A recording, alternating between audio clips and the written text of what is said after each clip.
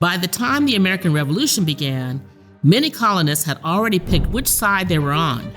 Some were British loyalists, some sided with the patriots, and some just wanted to stay out of it.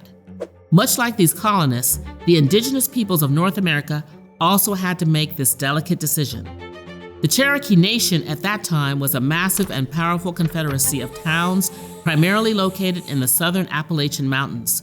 While the towns were connected culturally, they each largely governed themselves at the time.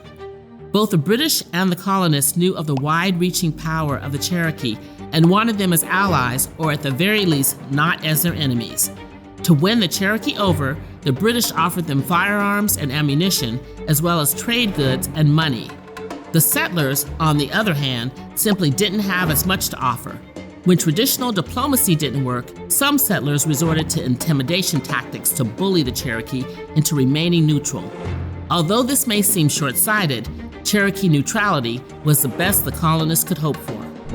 After the French and Indian War, the Royal Proclamation of 1763 was issued by British King George III, formally preventing colonists from expanding westward beyond the Appalachian Mountains. However, without any enforcement mechanism, it was no more than a symbolic boundary between the colonists and the Cherokee, and was largely ignored by settlers traversing the Appalachians. Once in Cherokee territory, colonists squatted on the land and attacked any indigenous people that stood in their way. As resentment between colonists and the Cherokee grew, some indigenous towns retaliated by attacking frontier settlements. This ultimately led to the Cherokee-American Wars, which lasted from 1776 until 1794. Near the colony of New York was another great power, the Six Nations Confederacy, also known as the Haudenosaunee. Each of the Six Nations had their own leaders who had to choose for themselves whether to support the colonists or the British. Each of the Six Nations had different experiences with foreign intervention over the preceding 150 years. These experiences shaped tribal leaders' opinions regarding the British and the Americans, leading to fractures in the coalition. The Mohawk and Seneca nations sided with the British, and the Christianized Oneidas supported the separatist settlers. The Cayuga, Tuscarora, and Onondaga tribes remained largely neutral, though factions within these nations gradually aligned with one side or the other. In 1779, frustrated by indigenous resistance, George Washington issued a chilling instruction to a Continental Army officer to, quote, lay waste all the indigenous settlements around. The terror with which the severity of the chastisement they receive will inspire them.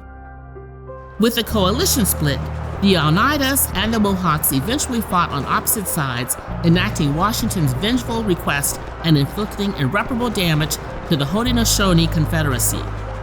Even after the American Revolution, fighting between settlers and indigenous peoples continued for over 100 years as American colonial settlers moved westward, using the same scorched earth tactics as before.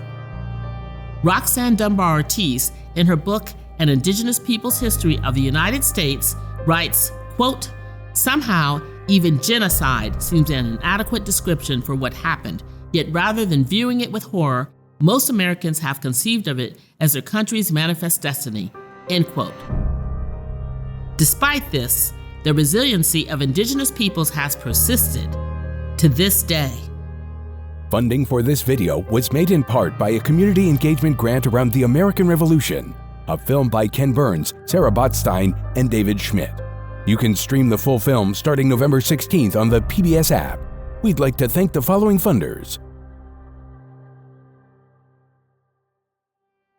Simple Civics, brought to you in part by the Indiana State Teachers Association.